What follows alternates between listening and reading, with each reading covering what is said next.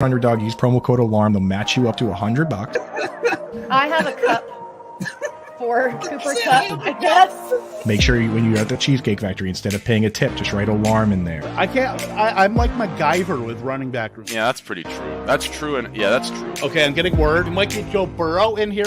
And Joe! No, I'm not drafting anyone at all. I'm not going to, so quit asking. I've got information, man.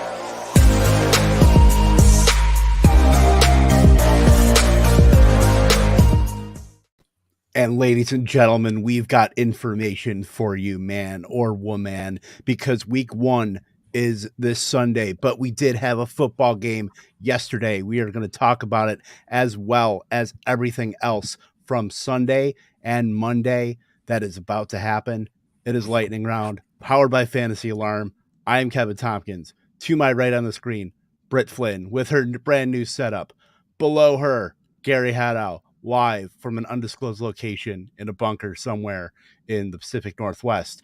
To right below me, Mr. Andrew Cooper, the king of the Chinese finger trap.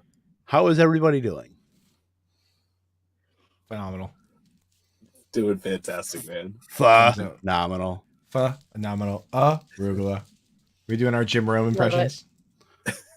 Let's go, Gary, Brad Gary, in La Jolla. Gary, where are you? I'm in a closet somewhere. I got lost.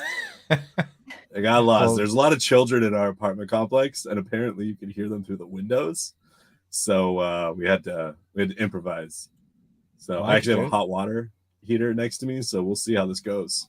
Acoustics are kind of nice in there, though. Like, you sound phenomenal. The dulcet tones you. of Gary Haddow. I think you look phenomenal, Coop. All three of you. Stop it, dude. Me? This old thing? Do you like when I go full X-Files on you? Just disappearing. How's that? I got a bit of a sunburn today. Jesus Christ. I don't know what the settings were at before, so we'll figure that out as we go. We will figure that out, but let's figure out some of the football that happened last night. And Gary, you're the talk of the town right now. I mean, are you being held against your will? Blink twice. Of course, Mr. Scampers, we love to see you, the most famous show cat in the history of show cats. And Mr. Scampers is grilling in 90-degree weather in the rain. Sounds like you're in some kind of very temperate climate. So just avoid that rain. SoCal, baby. Nervous That's a about boss your cat? move, dude. In the rain, bro. No In fear. the What rain. are you, Scamp? What are you grilling, dude? I want to know what's on the grill, dude. Chat cat, probably some salmon, maybe. Yeah. Swordfish. Beef and chicken. Some ahi. Some tender victuals. Some what are those? I forget what they're called. The little Grilling up some fancy feast. yes. Break me off a piece of that fancy feast. Absolutely. Ooh, Yeah, Brett nailed it. What'd you say, Brett? Coop was on Sirius XM today, by the way. Ooh. I was like, Channel I 87, got on the Fancy I got on Sports the- Radio. Got on the radio. I was like, yo, sports. Mic drop. Bring in the hot takes.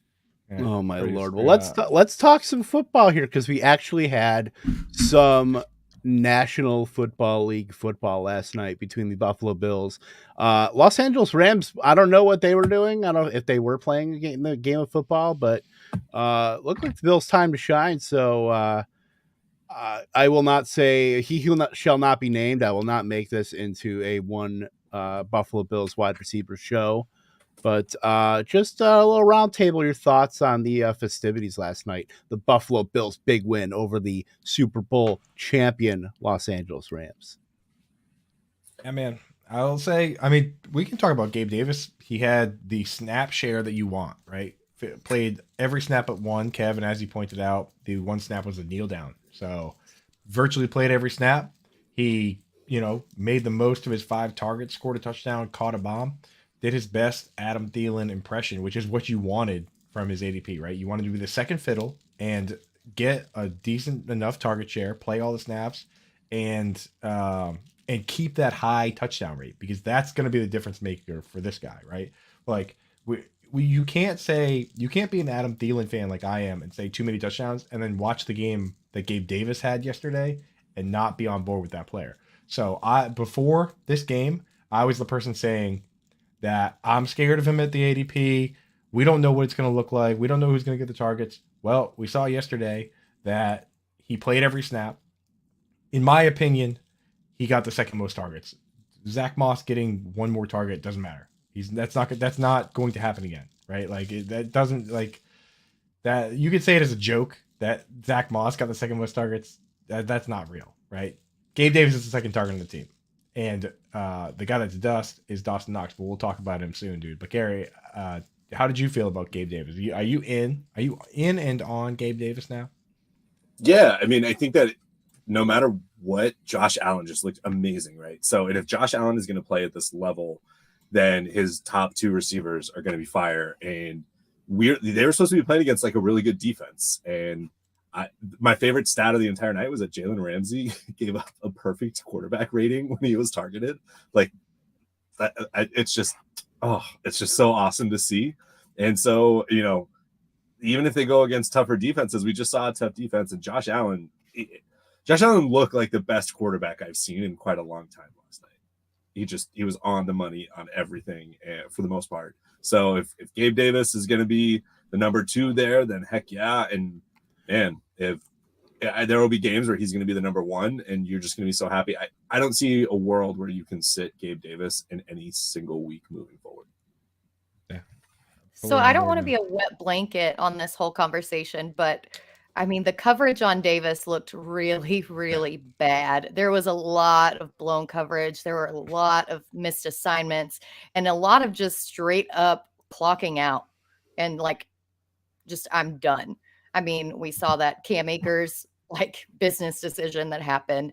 Whoever was covering Gabe Davis just completely, was like, nope, hands off. So although he did have a really great game, I'm not ready to just like fly all the flags yet. Like it is only week 1, kind of temper expectations going down because we've historically seen that defenses don't look great in week 1 because they don't get to tackle in practice. They need those reps. And so it'll take the first couple weeks for the reps to actually like get going. Although I will say there was a Gabe Davis celebration in this house because as you guys know, Sellers is a huge Gabe Davis truther and the roof was coming off the ceiling last night. So that said. Yeah, it was very encouraging, at least just to rip the Band-Aid off right away, and Twitter just absolutely melted down. I probably had enough of a hand in that, but people, there's a lot of touchdown or bust stuff coming from Gabe Davis, and I just want to throw out Michelle Majuk put out a good tweet today about you take away his touchdown, he still scored almost 13 fantasy points last night. Gabe Davis, only 7 wide receivers averaged 13 plus fantasy point games without a touchdown in 2021. And we're talking Cooper Kupp, Deebo Samuel, Deontay Johnson, Keenan Allen, Jefferson, Godwin, and Devontae Adams. So, I don't think he's touchdown or bust at all. Sometimes football, fantasy is just simple. Like the second target on an offense quarterback by Josh Allen. Like you want we're drafting Isaiah McKenzie in like almost the 9th and 10th round. I mean, trying to find pieces of this offense. It's like the Chiefs offense where you want to try to find pieces of high powered offenses. If you can get them at a bit of a reduced cost, cool. Gabe Davis really wasn't the reduced cost, but it still had a profile that you like. I mean, Coop was talking about it pretty much all offseason, where why draft Gabe Davis hoping he's Adam Thielen when he could draft Adam Thielen.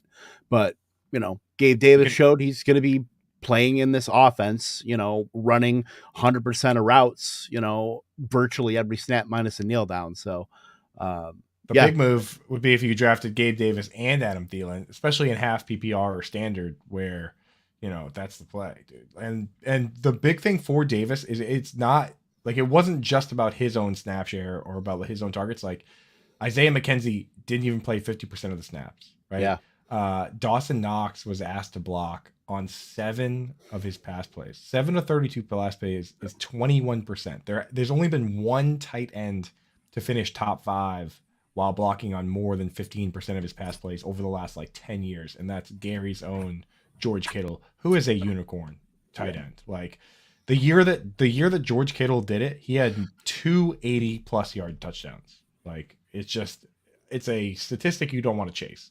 So Dawson Knox to me is a guy that, we got a lot of answers. Dawson Knox probably got to be out on.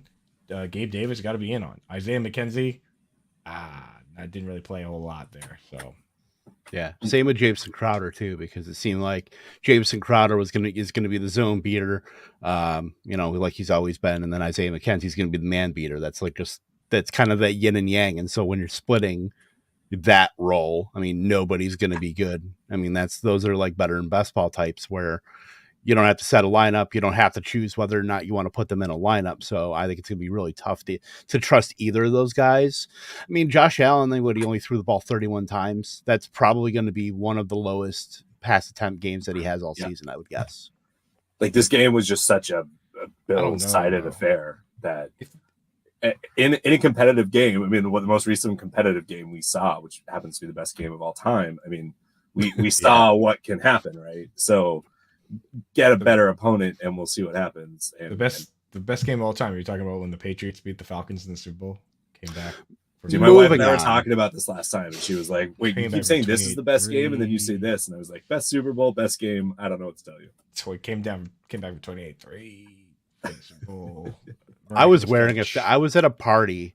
I was the only person in a Falcons jersey, by the way. I had my Deion Sanders jersey on, the red Falcons jersey. Everybody else they're all Eagles fans mostly, so it didn't really matter. But yeah. Anyway, let's switch over to the Rams real quick. The odyssey that is Cam Akers. Not great, Bob. I mean, just it's the Darrell Henderson show at this point. Yeah. Well, and then you talk about like Kieran Williams getting hurt on top of it. And then instead of even letting Cam Akers take those snaps, they brought in like their punt returner to do snaps. Yeah. Like that's how much in the Brandon damn Powell. doghouse he is. Yes. Like it does not look good for Akers. And I don't know if that's because he's still dealing with a little bit of that soft tissue injury that we heard about in the offseason, if it's because he's just not explosive anymore because of his Achilles or because of his lack of effort, because we did see a couple of missed assignments when he was supposed to run block or pass block. And I don't know, just did not look good. Not great, Bob. Would you, we did this question earlier today on the Better Sports Network, 7 to 10 a.m. that we do. Would you rather be Kieran Williams and get hurt before you even touch the football? Or would you rather be James Cook and fumble your one and only carry? When James Cook fumbled, I definitely was like, maybe this is going to be the next Kareem Hunt. Yeah, that's right. That Kareem Hunt did do that. And then he had like an amazing epic game after that still. So, but clearly that did not happen. Yeah. Not quite the same. The amount of just, I mean, Britt said it, like everybody slow your roll. Like it's one game. It's really tough seeing this stuff. And it's, Akers coming off of his injury. The Bills offense looks great. I don't know if Cook is all of a sudden just going to be benched long-term. And then I'm assuming we're about to get to him, but like Allen Robinson, I mean, it makes you pretty damn nervous. The most recent thing that I saw about Allen Robinson is only his 2 targets. Was Stafford said they were playing a ton of zone, and so he kept getting cover 2 up against the sideline, and therefore he just wasn't going to look for him. I don't know. Feels like a good excuse. Feels like still terrifying. Everyone's been burned by Robinson lately, so I'm excited for week 2 to see both these teams and see what is actually true and get at least a second data point to start seeing lines. Well, and then Sean McVay comes in today and he's like, yeah, we'd really like to get Robinson more involved. And it's like, you think? Like, what are you talking about? Like, when you're that one-dimensional, of course the game isn't going to go well for you. It's just, so I'm not panicking yet on Robinson, but it definitely is not a great start. Yeah, and then he had Tyler Higbee channeling his 2021 Amon-Ra St. Brown with 11 targets, a lot of them at the end of the game. And I mean, in a world such as this where Ben Skoranek gets 6 targets, and then Tutu Atwell was even getting involved. not great. But yeah, it'll be great to get that second data point for sure. Also, Cooper Kupp is still Cooper Kupp, so I don't think we have to worry about anything regarding him. So, anything else before we hop into week 1 stuff, or further week 1 stuff, I should say? Yeah, that's most important. We got That's it. it. Yeah. All right, perfect.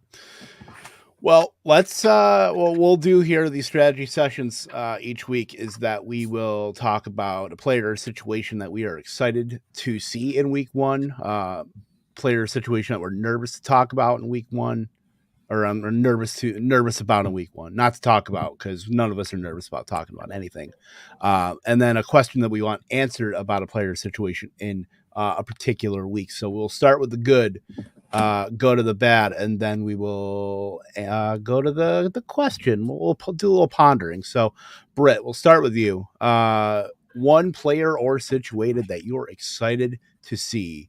What piques your interest? What has you jazzed up about week 1? Is it any surprise to anyone who has watched this show or seen me on Twitter or even it's Treylon Burks for me. Like, of course it's Burks. We've got all this hype in the preseason about him not doing well, about this and that. He's not getting targets. He's working with like all the second and third teamers. This guy gets to go up against Aaron Robinson. I don't know if he's related to Allen Robinson or not, but Aaron Robinson, this guy ranked 141st in coverage grade by PFF last season. Like, this guy absolutely stinks, should not be on an NFL team at all. And I think that Burks is going to show all the doubters wrong, and I cannot wait. It's the afternoon game, so we'll all be a little socially lubricated by then. It's going to be awesome to get to see Burks in a uniform with the actual starting quarterback throwing him the ball. So I don't know. What about you guys? Excited for it. I mean, this is where we get to see who is the off-season like fade that everything you're supposed to should have just faded the noise, right? And you got to be nervous. Like, it's a 50-50 shot. I want to know like what that line is that Burks comes out and you feel comfortable. Like 3 for 50, are you comfortable? Does it need to be 4 for 80? Like, where is the line where you were saying no, they were wrong, and where is the line is saying, oh shit, they were right? I have no idea. I mean, they set his line at 25.5 on his receiving prop. So I would say around 50, that pretty much like, okay, we're on a good start. That's where we're going. And it'll go up from there. And I think against this matchup and this coverage, he could like go over his target prop or his yardage prop, like with 1 catch. Yeah. Like, he could totally do it. Definitely. I think Coop, you're on mute. muted. I have Burks in a bunch of best ball leagues and a bunch of high stakes leagues, so I'm definitely rooting for Burks. But at the same time, it's because I think we made you draft him. I had a bunch of Burks already. There was no situation where I was forced to draft Burks. I love Burks. I love Britt Flynn. I love Chris Sellers, and I love America. So of course I'm going to have Burks on quite a number of teams, and I do not appreciate that slander. Not here, not on my timeline, and not ever. But what I was getting to there is that I am, because of what I do for a living here, I'm contractually obligated whenever there is a undetermined target totem pole to root for the tight end in this situation. So I guess I have to be out on Robert Woods, because I do want to see Austin Hooper come out and make a little noise. You know what I mean? Because it's like I gotta pull for my boys, the inline guys grinding out. So I do have a little Robert Woods too, but it would be nice if it was Treylon Burks and Austin Hooper, and Robert Woods was just like doing that thing he does where he just blocks really well on run plays. So could happen. That would be beautiful. Yeah, be nice to see the little Austin, the hoop troop, if you will, get going. But the only thing that worries me about this entire game, just Todd Downing, offensive court. I mean, that's just very, very slow paced. The over under of this game is 43.5. Like, I would, if I were betting man, I would be putting a hard under on this game. I feel like it's going to be like it seems like one of those 10 6 games to me. Like, just two offenses that Daniel Jones, hoop troop, damn right.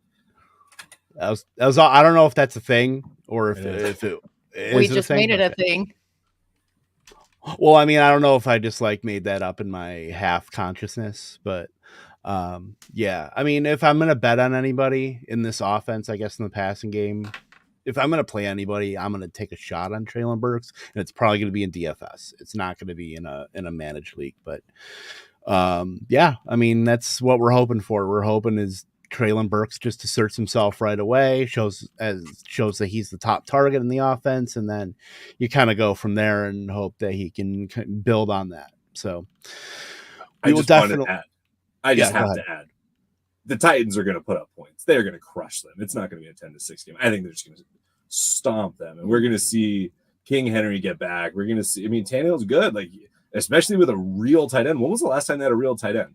I don't think that Walker was there, if we can consider him one at the time, with Tannehill. So this is going to be the first time when they're not like Jeff Swain and whoever else. Dad, bro. Anthony Ferkser, right? Ferk Daddy, baby. Yeah, I love Smith this week. Johnny Smith is good. Okay, fair enough. But keyword. Johnny Smith is good at blocking and he's good versus zone, but he's not good versus man-to-man. Hooper is good versus man-to-man. Ryan Tannehill not only said that he's impressed by his route running, but he also said that he learned some things from Austin Hooper, which I was like, okay, this is a wide receiver that plays quarterback, so it's pretty easy to teach him stuff. But yeah, I mean, they do need a wide receiver. Have they considered moving Ryan Tannehill to receiver and letting Malik Willis play? I mean, dude, he'd probably be nice. He could be this. He could be our generation's Terrell Pryor, bro. Right. But he could be like reverse Edelman. That's what he kind of reverse Edelman. I love it. Gary, what about you? What is one player situation you're excited about for week 1? I'll try to keep it short and just say the Saints offense. I've been super high on Jameis Winston all off season. I mean, we saw what he did before he tore his ACL and was just on a personal record pace. I don't know what the right thing is to say with his touchdowns to interception ratio. And that was with terrible wide receivers. And now we get to see Michael Thomas potentially coming back. Chris Olave, who a lot of people have as their top rookie wide receiver, and he looks awesome. They brought in Jarvis Landry. Those three are going to be amazing. Alvin Kamara is not currently suspended, so he's going to be there. It's going to be fun to see what these guys do. And when was the last time you saw the Saints without Sean Payton? No Sean Payton, no Drew Brees. Like, this is just an entirely different team. It's going to be really exciting to see what happens. So I'm here for it. And personally, I think Jameis is going to be this smash QB that everybody's frustrated that they didn't take last year. And everyone's terrified to have him be their starting quarterback, despite the fact that he's going to put like 3 to 5 touchdowns up on a majority of weeks. Gary, I have money on Jameis Winston to lead the league in passing yards at his prop bet. Yeah. I don't really bet that often, but when I do, I bet on Jameis Winston. Now, when I do, I didn't have to put that much money down. $20. So his odds to lead the league in passing yards is plus 2,600. So that's 20. Good. If you throw it on $20, you win $500. And he led the league in passing yards in 2019. Like, he's done it. He's done this. He threw for 5,000 yards in a 16-game season. He has Michael Thomas, Jarvis Landry, Chris Olave, Alvin Kamara, a bunch of weirdo tight ends, Adam Trotman, Taysom Hill, whatever he's up to. Juwan Johnson, first week 1 megastar last year. Nick Vanette, baby. Post-hype sleeper, Marquez Callaway. Marquez Callaway, dude. Traquan Smith might be floating around over there. You know what I mean? I don't know. Deontay Hardy. Deontay Hardy. The entire depth chart. Yeah, whatever Deontay Hardy wants to call himself this year. Deontay Harris, Deontay Hardy, monster kick return superstar. So, and the thing about passing yard total bets is that pick sixes, dude, you get the ball right back, baby. You just start slinging again. So that's old Winston, man. Yeah, and I don't think that's Winston anymore. New eyes, new legs, can't lose. New eyes, full hearts, can't lose. Yep. Let's go, baby. This matchup with the Falcons too is just a really good way to kind of ease into the season and get some actual game time reps with all these new receivers, because I think the Falcons are ranked 32nd in fantasy defense. I mean, they are going to be atrocious. And so, what, you were going to say something, Gary? Just if for DFS purposes, AJ Terrell is amazing shutdown Awesome. corner for the Falcons. If he's going to be on Olave or if he's going to be on Michael Thomas, it's going to be a tough day for them. If he's shadows. Landry, baby. Yeah, Juice. that's the point. Like, there are so many good receivers on this team. Like, whichever one he shadows, whatever, you still have like 2 studs. Yeah. It's going to, and then Kamara. So it's going to be a super exciting game. I'm all on the Jameis Winston train. I have been. I'm with you. Like, I want to see this redemption, man. I wanted to see it last season, and then he tore his ACL. Man, it's happening this year. Let's go. The beautiful thing about it is that Alvin Kamara has never had 1,000 rushing yards. It's usually passing. So like he gets all those stats. Winston does. Yep. He do. If we could play the Scott Fishbowl lineup just through hype and talk, and can we do that instead of the actual playing of games? Because he's my QB too, and just put all this positive energy into the atmosphere, please. Yeah, I mean, from what I see, Jarvis Landry's going against Isaiah Oliver, who is just kind of blah as a corner.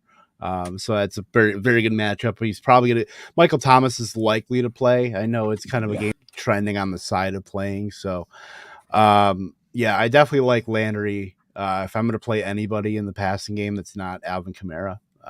So, yeah, the Saints offense, I think it's going to be a fun game, certainly, because I'll be watching that because Kyle Pitts and, I'm not sure about if Drake London's even going to play because he is questionable heading into week 1. So it might be the Kyle Pitts show or they could just bracket him and not let him do a damn thing.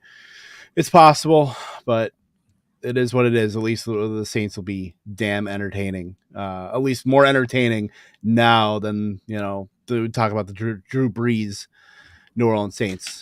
Coop, what about you, brother?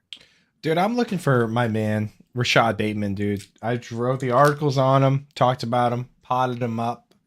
And I think that the situation is perfect for him to blow up, considering, everything I said about how they use the extra fullbacks, the extra tight ends. Now they're going to use Isaiah Likely as a second tight end. So you're going to have this double tight end situation where Isaiah Likely could, it's so easy to tout him. That's the thing. Everyone's touting him because when he's the tight end 30, if he finishes tight end 20, then you look smart. It's it's the easiest tout of all time, right? But the thing is, he could get 80 targets or whatever. That means that there's a ton of targets left for the other 2 dudes. And we had Clifton Brown on the Better Sports morning show. He's a beat writer for the Raiders. And I asked him, I said, the Raiders have been a bottom 5 team in passing under Greg Roman virtually every year. Greg Roman's been bottom 5, even going back to the Bills and 49ers. Last year, they were 9th in passing. Where do you think they fall this year? Do you think they fall back to earth? And he said that he doesn't think they're going to fall that far back. He says that if he had to realistically put a spot on, he would say 12th. He said Lamar Jackson wants to prove, if he doesn't have a contract, he wants to prove that he can pass the football for this team, for other teams. He has full command of the audibles to change the plays if he wants to. So this team's going to be slinging. You know what I mean? If you want him to, he's got to showcase his skill set. I mean, he wants to win games, but he's got to showcase. So I'm fully on Rashad Bateman. Excited to see what that looks like. The beautiful thing about it is that, think about Gabe Davis, right? We were kind of talking about the other threats. This team doesn't have any other threats that were even realistically, there's no world where Devin Duvernay comes out of nowhere. And I mean, if Devin Duvernay comes out of nowhere and catches 1 million passes, then I'll definitely win draft with Giants because I drafted him because he returns punts, right? So that's where I'm at. Rashad Bateman, I want to see it. Yeah. Not I was waiting on Gary. But yeah, you've got Mark Andrews. None of the running backs really are prolific pass catchers, so there's not really going to be a lot of target distribution to them. So in between Bateman and Andrews, and then maybe Likely, but it's going to be highly consolidated, really high percentage target shares, and that is exactly what you want to see. I got the thumbs up of approval. Yeah, because that really is what you want to see, though. I mean, dude, they both got Andrews and Hollywood both got 150 targets last year, and Hollywood's gone. I mean, it's sometimes it be easy like that, you know? Sometimes fantasy football is just easy. Sometimes it's easy. It's easy when the narrative you want is, presenting the Rashad Bateman narrative, not the Gabe Davis narrative. But anyway, by the way, guys, I realized what that crinkling sound was. If you guys heard it, it's because I was playing with the finger trap the whole time. Trap. I knew it was the finger trap. I knew it. I was just sitting here. I was like, Rashad Bateman. Hey. Gary, what do you I'm think? wait to get my fingers on you. Yeah. All right, you guys are up. I'm clipping that. Like ET, like finger trap ET. Bateman phone home. You should do like ETN. ETN. We have evolved. I think I should just tell that 7 people left the stream. Well, yeah. I mean, this is what our show has become. We are a parody of ourselves. Yeah. Well, it's been a long week. We've all been working hard. We're all kind of really just basically hallucinating at this point. So yeah, pretty much. I'm just here for the finger trap references. Yeah. Kevin, All who right. are you excited for? Who you guys like? Well, Gary, I wanted to know what you thought of Rashad Bateman. Oh, I know. I'm high on it. I feel like I've always been high on him, but it kind of ebbs and flows because I kind of just feel like I need to see it with the running back stuff. I don't know. Something makes me nervous that the 1,200 and whatever that he could easily get is just not going to be there. But I think that's because I'm so high on Mark Andrews that I'm nervous that if Rashad shows up, what happens to Andrews? Because if Andrews ends up at 806 and you drafted him in the 2nd or 3rd round, you're pretty frustrated, right? And that means, hey, somebody else got to steal with Rashad Bateman. I'd be curious to see if both of them can thrive at the same time. And I know that Coop has a very great article that everyone should read about Rashad Bateman and probably has lots of holes that he can poke in everything I just said. But I really like him, but I've actually found that I don't have any of him. It just happened to be where he was going in drafts, and shit, maybe that's just like coloring even what I'm saying here. But I'm excited to see what he does, especially because I love the comparisons to the aforementioned Allen Robinson or Keenan Allen and just how versatile he is as a wide receiver. Well, True, and yeah, that's pretty true. That's true, and yeah. last year, Marquise Brown got 146 targets, and Mark Andrews got 153. So why can't we all just live in harmony, dude? Play that Beatles song about like love and friendship. This is Like a life hack right here, by the way. This is a life hack right here from Dave. Just sign into multiple YouTube accounts. Put it on your computer, your laptop, your big screen TV, Roku, anything, any kind of device, a toaster, your some of the monitors that are on like refrigerators. Just throw lightning round up on there. That's what you gotta do.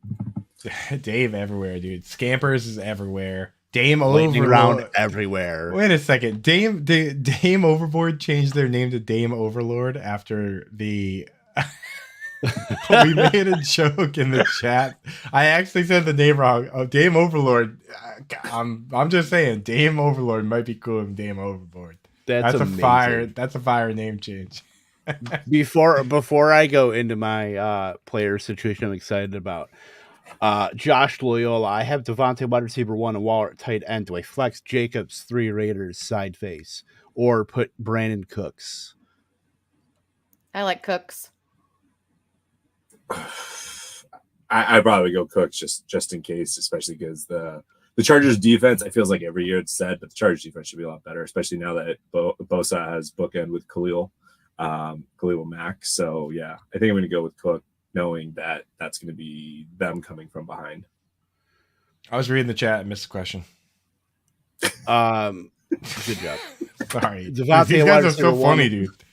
Well, then do I flex Jacobs 3 Raiders or put in Brandon Cooks? It'd be Brandon Cooks. Brandon Cooks, man, yeah. Don't be crazy. I mean, Brandon Cooks, the over-under for so the over-under for Allen Robinson with Vegas was like 800 yards. Everyone should have kind of seen that coming.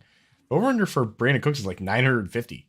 Like once again, I'm asking you to draft Brandon Cooks, dude. I sound like Bernie Sanders. Over Bernie here. Sanders. Like, Once again. Once again, I please ask you, like, it doesn't have to be hard. 1,000 yards every year. The guy at his age, and like for guys under age 28 and under, or 29 and under, wherever he is now, like he's like 7th all time, and he doesn't even his birthday isn't for like 3 games in the season. He could pass like Antonio Brown and Larry Fitz. Like this guy is a yardage machine. So get Brandon Cooks in your lineup. Agreed, 100%. And then I'll just get to this real quick. Who could I get if I offered to trade Cam Akers and Miles Sanders to a teammate? You could probably get Kyle Juszczyk. Yeah, like Jeremy McNichols, maybe. I don't know. You're selling incredibly low on Cam Akers. Miles Sanders is just kind of there. He's a body. He's carrying the water for Miles. I like Miles Sanders. I mean, as a player, but he's carrying the water down the goal line so that Jalen Hurts can dunk it. You know, I'd say wait a week or two and see if Akers can at least recoup a little bit of value before you're going to offer likely a 5th round pick, and when you drafted Akers and a 7th and Sanders. See, if one of them, if Sanders scores a touchdown or something like that, maybe that'll can swing it your way. But I wouldn't do anything right now.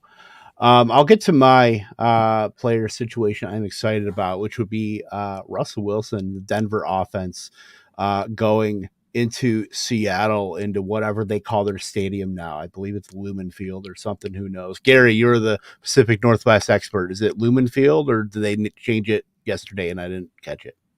I don't care. They should burn. Boots on the ground, Gary Haddow. That's why we have you. All the Seahawks. No, I apologize. I have no idea. I will be going there in December with the Axel Jansen, though. When I was there, the stadium did burn. Like it was on fire when I was there in Denver. Also, Gary, did you see I got into a little dust up with the Seahawks mascot on Twitter? I did. It was Blitz.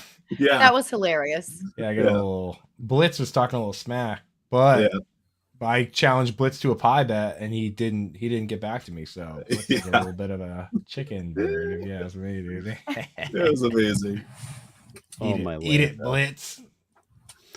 But yes, I am very excited about the marriage between Nathaniel Hackett and Russell Wilson from the efficiency standpoint. No longer will Russell Wilson be under the shackles of Pete Carroll and his fruit stripe gum on the sideline. Definitely like the weapons there with Cortland Sutton, Jerry Jeudy. Clearly he had weapons in Seattle, but just that whole marriage and that offense that won't be in the Stone Age in Seattle will actually be a modernized, efficient offense for Russ Wilson to cook in. So I am very excited to see how that turns out. I think they'll be kind of guns blazing a bit with Russ Wilson trying to prove himself in prime time. So I'm definitely excited about how that Denver offense is going to shape up. I don't think it's going to be. I mean, they won't have our lightning round mascot, Greg Dulcich. They will not have him, unfortunately, because he is on IR. But you know what? We can still play. Yes! Oh my God! Look at that hair! Oh my God! Oh my God! It's so beautiful. Thank you. Anytime you can get not lying. It is beautiful. It is beautiful. As someone that does not have hair anymore, it brings a tear to my eye and just a wistful feeling. Swag. Well, I'm not only excited for Russell Wilson in this situation, like I'm excited for everybody else who's been in that offense. Like everybody is set free. It's like the end of one of those movies where all these animals are in the zoo and then they open the cages and they're like, "You're free, you're free." That's how I feel about this Denver offense right now. Like they're not held down anymore.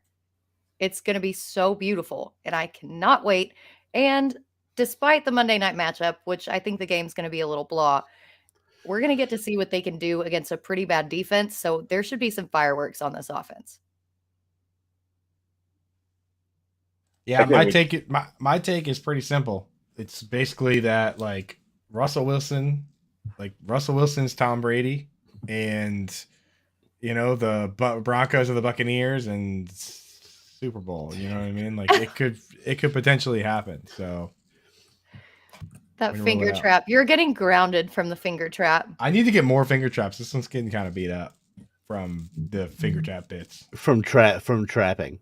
It's too many traps. This thing is about to go into the Finger Trap Hall of Fame with a new record. Yeah, is that where is the Finger Trap Hall of Fame, by the way? It's actually in Canton, Ohio. You'd be surprised. Oh, really? We have our We annual did not meeting. see signs on the highway for that.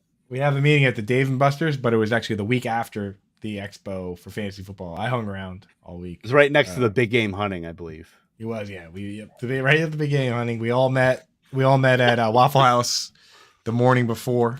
You know, we had our Waffle House hats. Oh my gosh, you still have that. Oh, I got all that stuff. Yeah, I have everything from the expo. I have here with me, like on my person. Oh my goodness. By the way, I might have searched eBay for that Grimace mug. I might be getting one of those. You got it it. has to be the mascot. Dude, if you can find it, get like 10 of them because I need. Oh, okay. I'll get right on that. Send me some.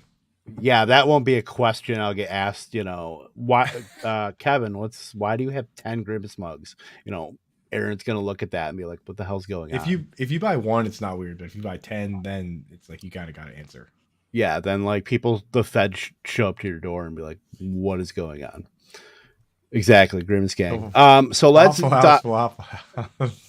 Scampers was in the Front Yard Fantasy chat earlier, which I was also in, dude. Scampers is the undisputed chat goat. Scampers and Toronto Dave, actually, both legends. Scampers is in every chat in the history of ever. Like, it's impressive. It's amazing. There's never been a chat that Mr. Scampers is not in. So let's talk about a player situation that we're maybe not so high on. We're a little nervous about for week 1. So I'll Gary, let's go to you, Mr. Man from an undisclosed location in a bunker somewhere on planet Earth. So mine's pretty simple. George Kittle, you were nervous if you were gonna pay the pay up to draft him because of his weird injury history, calves and shins and whatnot. And then all of a sudden on Monday, he injures his groin. He has not practiced all week. Depending on the site that you're looking at, some of the sites are like, the quote is like, not looking good. And you're like, wait, is that for this week? Is that for long term? Like, what's going on? And what are the implications of George Kittle being out? We won't discuss those other than to say your fantasy team is very frustrated. And he's going to be a last minute out. You know, he's going to be going up to the wire. Then you're going to have to be scrambling to get someone. So Evan Ingram, just to say, available in many league right now. So that's kind of my pivot in all my Kittle leagues. I just, how long is this going to go for? Groins in particular at the beginning of the season. I mean, personally, I feel like you just have to lock that down for like 2 weeks and just say, we got to get this right. Otherwise, you're not going to be the same. And they need him to block given Trey Lance and the 49ers offensive line woes. Yeah, and there's also a little bit of weather concern in Chicago. I think it's supposed to be rainy. And if it is a little bit bad and they decide to play him, if he slips on that wet grass, just imagine the chances of aggravating it to where he's out for even longer. So I don't think that he actually plays this week. And then depending on the severity of it, like how long, they're being very wishy-washy and secretive about it, but I would not expect anything less from the 49ers. But yes, I am very terrified for that. Yeah, it's a injury that can linger too. So I'd rather him not play. I'd rather him just not play. Do you guys know who they signed at tight end in the offseason? Mr. Mac and Cheese, Tyler Kroft himself. The babyface assassin. Yeah. So they've Charlie Werner, and then they still have Ross Dwelly. I kind of like Dwelly. Of that group, I like Dwelly best for fantasy. If you're throwing a DFS dart throw from downtown.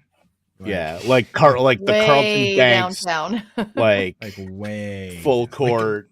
Like if you've made a lineup with every viable tight end and you just want to diversify even further. Yeah, exactly, Gary. Like dangerous downtown. Like people, me trying to throw axes at the Dave and Buster's. If you're throwing that dart, dude, people better not be wearing sandals. Let's just say. Yeah, for I sure. like how Britt tries to pretend they don't just throw axes around between neighbors and stuff in Arkansas. Like, hey, how you doing? Here's an axe. Yeah, I was That's like kinda a nice at Tuesday in throwing axes. Arkansas. Yeah. I was actually on. much better at basketball than Britt when we played at Dave & Buster's. Honestly, on offense and defense, really. I was better at the We will food not. part. We will not even go into that We don't- flagrant foul. Dude, Yeah, I anytime- was there. That was a flagrant one. Dude, first of all, dude, at the YMCA when I play outdoor courts, after school, like Cool. if That you has get, no goddamn jurisdiction. if you get ball first, it's not a foul. That's a block. That's a block, and you got to get out the way after you get stuffed. You need 5 Chinese finger traps. You just needed Where I'm from, that was a block. No problem. No. Anyway. Well, I guess I will tell our beautiful public what I'm nervous about. It's everybody's favorite Twitter hype machine, Damien Pierce, going up against an Indianapolis Colts. Stifle on that. And I'll be stifling the one league that I had Damien Pierce in. Going up against Indianapolis, I don't know. I know Shaq Leonard is going to be out for this game, but I don't think it matters, honestly. I just don't think they're going to be throwing him into the Wolves right away. Rex Burkhead is going to have a role.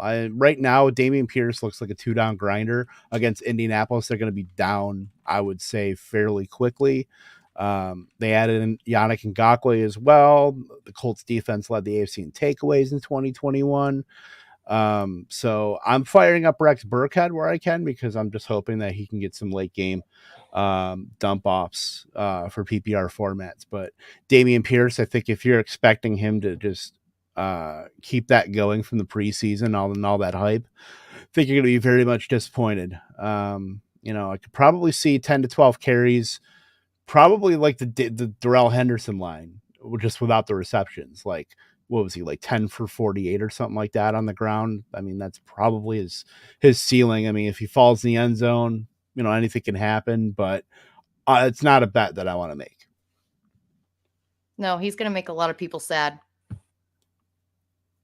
I know one in particular, but I will not mention. The only contrarian play I could say against this is that Shaquille Leonard is going to be out, and I'm curious to see if that makes any difference. I don't know that it will, but from like a DFS perspective, if you're looking for something that's going to be potentially a lower volume, a lower percentage owned, it might be him. Damien Pierce In this economy? there's the hype machine. Damien Pierce, I like That thing is running on like I feel Steam like- from like 4 weeks, like a month ago. everybody in Yeah. there. Everybody with a Twitter account is going to be like, I'm starting Damien Pierce, and I'm starting Isaiah Likely, and Fair I'm enough, starting, fair enough. and then I can George- afford to start George Pickens. Then I can afford to start Christian McCaffrey. Like, dude, if that lineup wins, those dudes are going to be splitting the money 75,000 ways, dude. Like, I Mhm. just Buying Grimace these bugs hype and- machine players, dude, missed me with that noise. The My DFS. apologies. And that's- I was wrong. If you want to, no, Gary, you're good. Give me No, the you're Adam good. Thielens and the Sorry. Amari And that- Coopers. These well, kids. God damn it, Gary! You shut up. No. Well, here's Shut my your thing mouth when I'm too. talking to you. But you're right, Gary. There's two ways it goes. He's either the super chalk play that you have to have in there because the lines came out when he was crazy cheap. So you either have to have him in there, or everyone's gonna have him in there, and you want to miss this. So maybe you make one lineup with him, one lineup without him, because there are those. It's week 1. Those money hungry monsters over at DraftKings and FanDuel came out with the pricing like months ago, right? Just to try and get as many games in as possible. So like there are some crazy pricing. So Damien Pierce is cheaper than he probably should be. Still, Yep, but he's going to be so chalky. And the thing is, people don't realize when he was at Florida, he never had over like 600 yards in a season. Like he never had like over X amount of carries in a season. He's never proven that he can be the workhorse back. So why in the world would he all of a sudden be the guy on a bad offense with a bad offensive line who's going to be playing from behind in a ton of games? Like, it just doesn't make any sense to me. But anyway, that's my soapbox. I need to re-upload the makes no sense at all. Coop, you're gonna have to send me that because I was will. about to play that, and then I realized we didn't have that. Why isn't it in there? Oh, we took it out for copyright reasons. Yeah. Let him come for us. Come on, come get us, Chumbawamba, or whoever.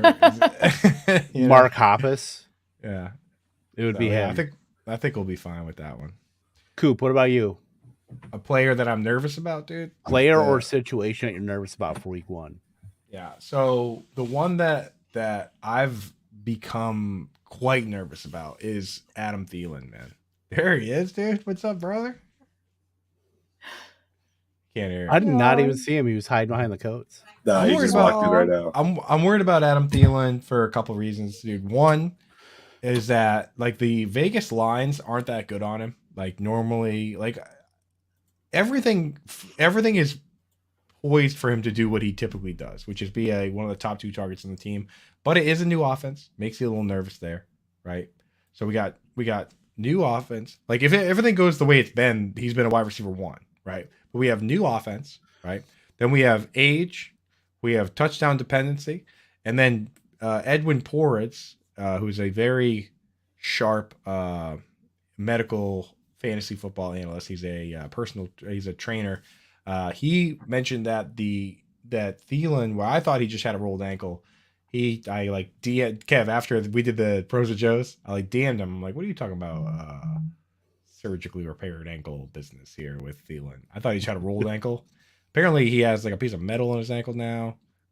So not super cool on that front. So I am a little worried about Thielen. I've been touting Thielen. I've been drafting him everywhere. We're going to windmill dunk on everybody when he does score a touchdown, but there's a possibility that he isn't 100% if he is playing with like metal in his foot or wherever they say. So I am a little nervous there. We'll have to see what happens. But he was also like wide receiver 30, so who cares? You know what I mean? Like wide receiver 3 in your lineup, not a big deal. Probably be better than Gabe Davis. Remember that time? Whoa. Shots fired. Remember that time we took Adam Thielen over DK Metcalf? I mean, dude, DK Metcalf is catching balls from Geno Smith, so not crazy. I mean, Hunter Renfrow was a better. If we were playing wide receivers in a vacuum, no one would ever draft Hunter Renfrow over DK Metcalf. But Hunter Renfrow was a wide receiver 1 last year, and DK Metcalf was a wide receiver.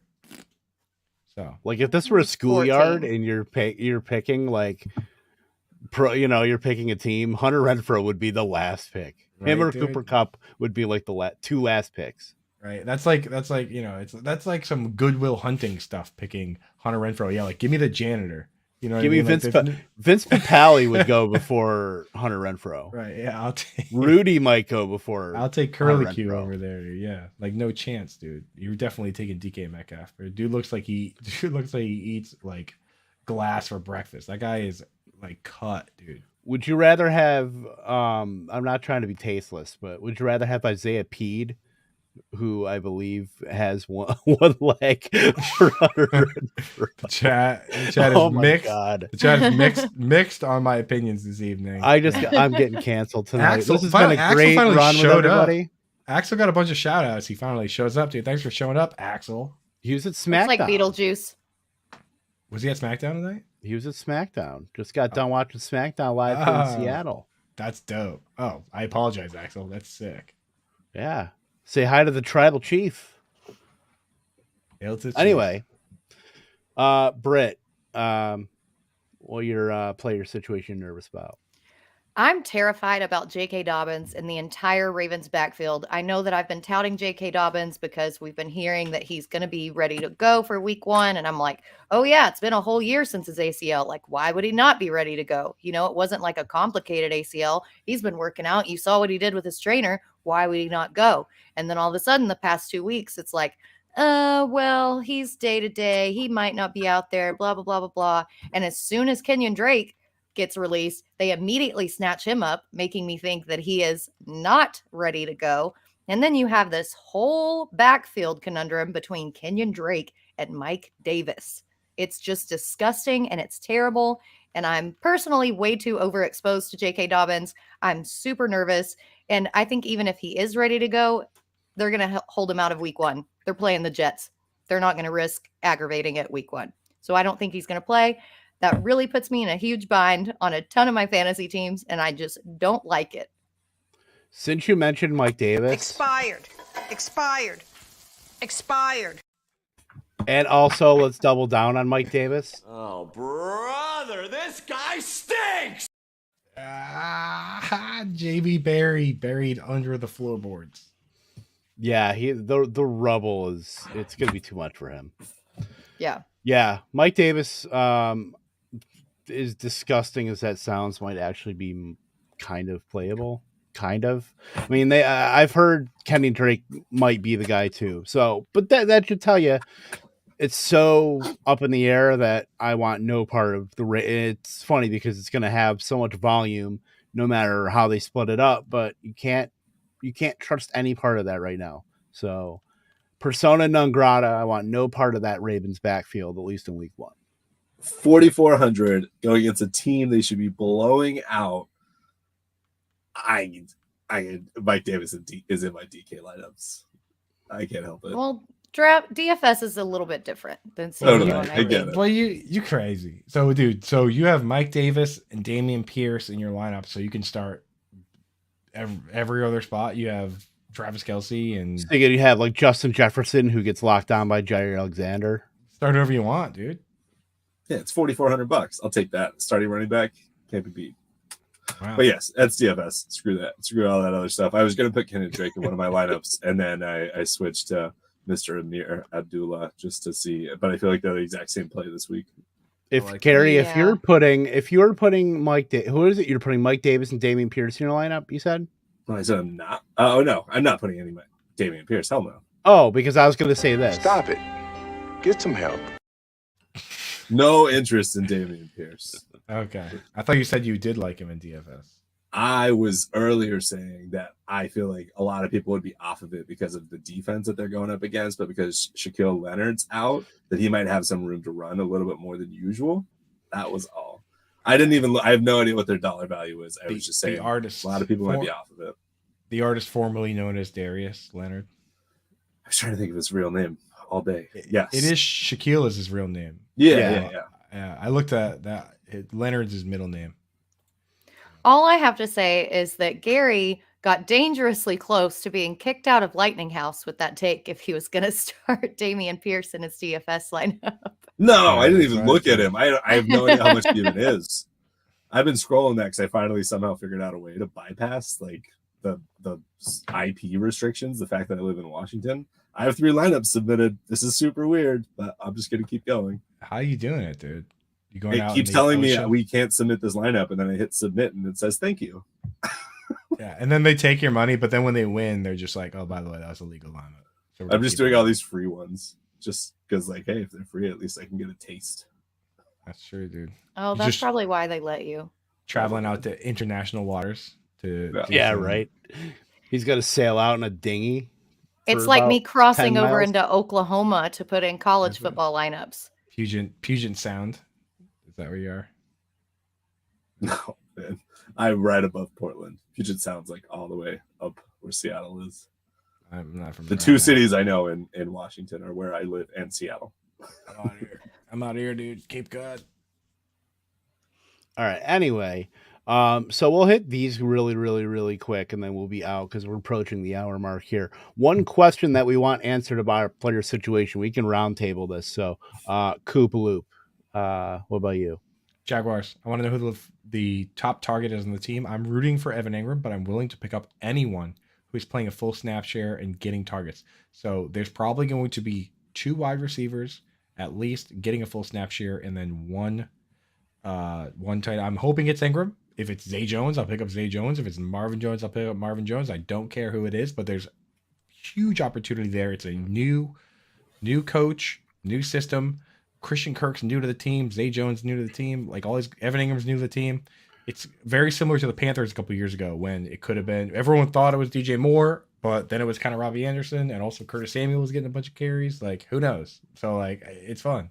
So whoever it is, I'm willing to drop the fab on him, baby. I feel like Trevor Lawrence was left for dead this year, and we forget the difference it has having an adult in the room and actually keeping it just stuff sane. Urban Meyer is just a stain on the NFL, and he was the worst NFL coach, I think, in history. there will be a 30 for 30, and everyone will just enjoy watching. Whoa! You're giving a lot of credit to Bobby Petrino. Let's not talk about Bobby Petrino, because I will tell you that Chad Morris was a way worse coach than Bobby Petrino. At least In Bobby the NFL? Petrino won. I'm talking about Arkansas. You ripped a Band-Aid off of me for an Arkansas coach. This is something that we will talk about privately in another chat. I'll tell you all the tea, but I need that tea. Oh boy, that's getting spicy over here. Give me the tea. Oh, real quick before we go back to rapid fire, pick one. Go.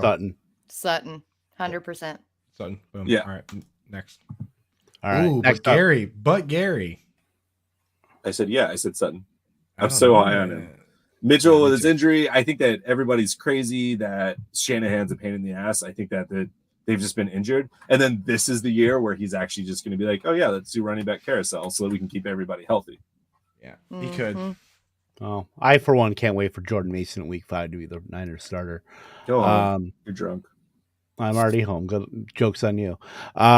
So yeah, since you're spouting off at the hip there, Gary, who's your what question do you want answered in Week 1? So we'll go to the Niners running game coordinator for 5 years, and that's Mike McDaniels and his Miami Dolphins. And again, Coop is looking for the targets. I'm looking at the breakdown. We don't know how Edmonds and Most are going to split this backfield. Who's going to get the goal line looks? Who's going to get the pass catching work? We expect that Edmonds will get a lot of that, but Mostert is so good, and they added Teron Armstead from the Saints, so that line should be good. We've seen them pump some high picks into that offensive line. And then we have Tyreek Hill with Jalen Waddle with Tua, and what's that going to look like? And how is this all going to merge together under his first-time coach with Mike McDaniels? And I love the fact that we get to see them going up against the Patriots Week 1. We know that they can scheme really well. And the Dolphins are officially no longer a team where you can scheme someone out because they have so many pieces. So let's go against good defense and see what can actually happen here. I love all four of them, Tyreek, Waddle, Edmonds, and Mostert, all for their values. So I'm excited to see what happens and want to know how things are going to be distributed, or is it just going to be even across the board?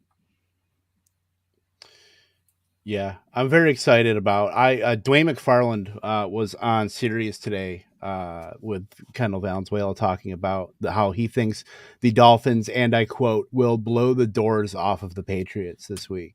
Yeah. Just the fact Yeah, that was just cool. Excuse you, that was Britt. something. No, they won't. Yeah, They that will. was something. Yeah. I don't know. I mean, the I Patriots could do see have it. so many question marks, and then the Dolphins are like fairly cohesive at this point, but like who knows?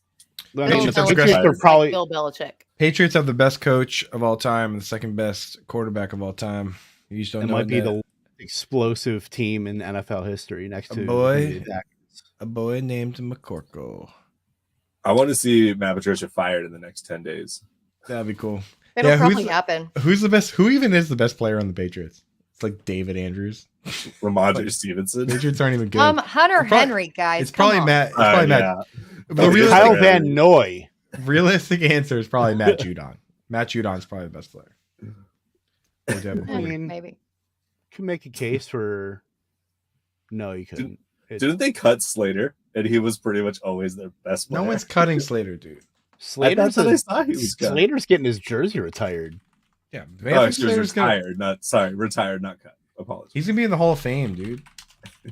Retired, not expired. Dude, Britt, what about best coin tossman in the league. coin tossman? All right, we're moving on. Is Britt, that a designation? He Oh my crushes the gosh. coin toss, bro. He crushes the coin So- toss. You guys aren't in coin toss leagues? I'm Yeah, it's me and Gary, been dynasty coin toss league, dude. Matthew Slater, first overall pick, 101. Dear Lord. Eat it. Hey, Britt. all right. So I'm Bills would have beat I'm the gonna- Chiefs if they had Slater. Just saying. Overtime game. Can I? Is this my internet or is this just me getting interrupted constantly? Like I don't know. I think it's the um, internet. I muted them both. So I'm gonna double dip here because I think that both of these teams have similar situations. I just want to know how that wide receiver distribution is going to go in both Kansas City and in Green Bay. I don't know really anything because so many things changed on both teams. And they're both so ambiguous that I have no idea. So I'm excited to see a little bit of how this is going to happen.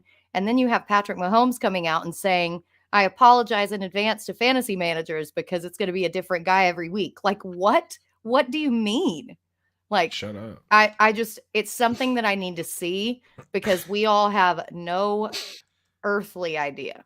So that's something I'm interested in. I think he's just coming back at you, Britt, because you said not to draft him. He saw your article. Not to draft him. I said don't draft him at ADP.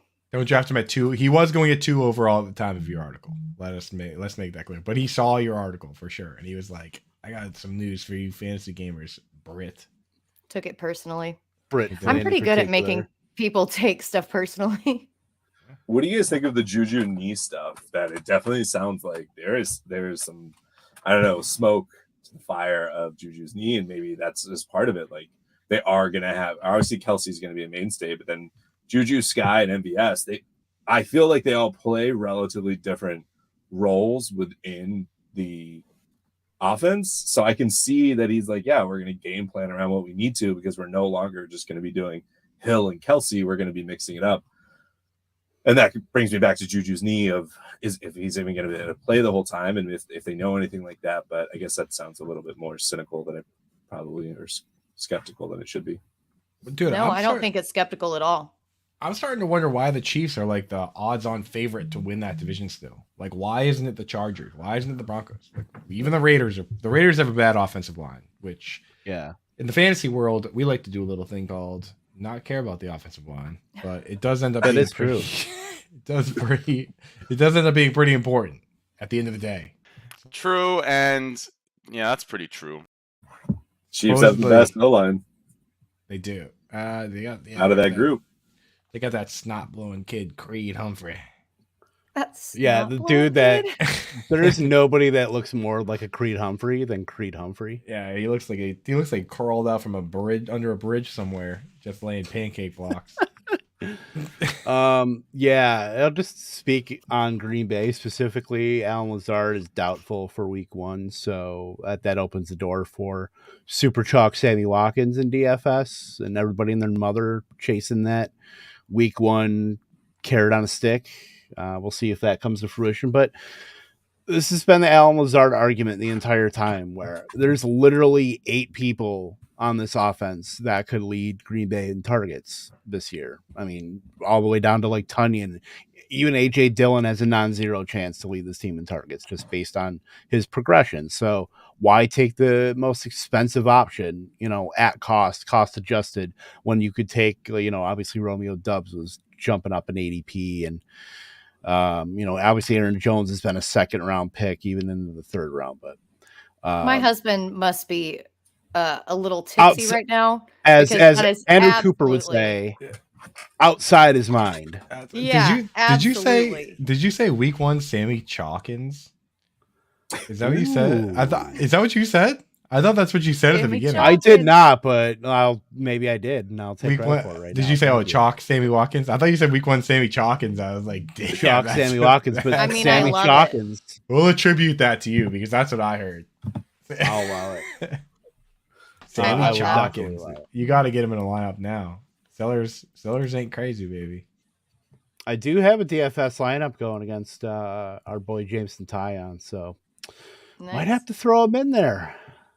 Gary, how are you in the chat? I can never get my chat to work. We'll figure it. That's a tech question. Dude, I have the fantasy alarm and the lightning round streams open every time so I can like talk to whoever's like I can see in the comments. Because I don't log in anymore. Sneaky boy. I'm not a part of this officially. Yeah, people will play Dubs. I will be playing Aaron Jones. I have a lineup 100%. Where I have Aaron Jones and Dillon together.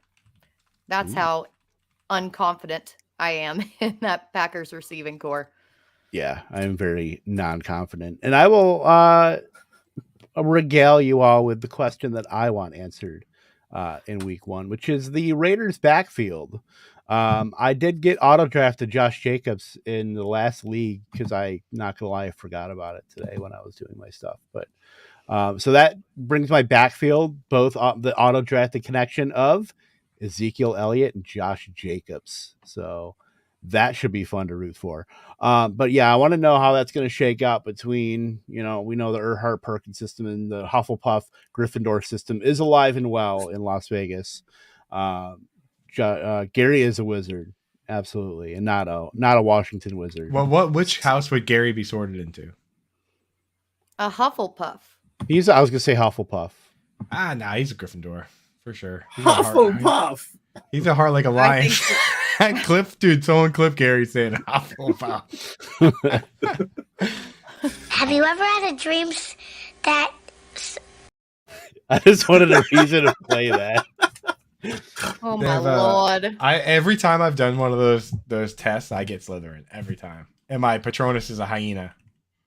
I mean, just because you're from Boston, therefore you. That does not surprise me whatsoever. Yeah, my wand is sick. Anyway, so Zamir White, Josh Jacobs, Amir Abdullah, Brandon Bolden. I want to know: are they all going to get like 4 carries? And then Amir Abdullah gets like 2 catches, and then everything else goes through Devontae Adams and Waller and Renfro, and renders the backfield pretty much obsolete. I want to know what happens, but Josh Jacobs still sucks. So I have a question about Amir Abdullah. Like I didn't realize that Bolden was number 2 on the depth chart. Not that like means a ton, but given the McDaniels thing, does that give you any pause to start Abdullah? Obviously, we're talking very deep or 0 RB or like Kevin. So I am starting him in Scott Fishbowl. I know you are, because I am also. I picked up both of my starting running backs off of waivers in the first waiver run of Scott Fishbowl. Him and Burkhead are my starting running backs this week. And yes, I have some concern, but when you're this deep in the weeds and your other option is Ronald Jones, you kind of got to roll with it. Dude, you opened up a can of worms with this commenting situation. Also, we've been podcasting for an hour, and I've been commenting since second 1, and you just realized that. I know. I just realized. Yeah, and we've got podcasting for over an hour. I think we've talked about football for like 10 minutes. We are our biggest fans, clearly, because all we're doing while we're podcasting is commenting on our. We gotta get out of here. As ourselves. All right, shut it down. Yeah, let's get on out of here. Off the rails. One more thing, Sellers. Zamir White is a sneaky DFS play. You can sneak on out of here because I don't think so. Sorry, Britt. Tell your husband I said that. I have him in like 1 or 2 lineups, but Sellers knows he's crazy.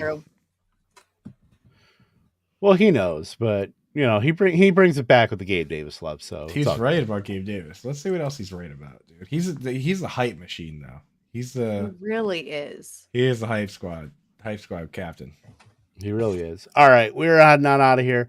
We'll be back next week. Our normal time, Wednesday, 8:30 Central Time.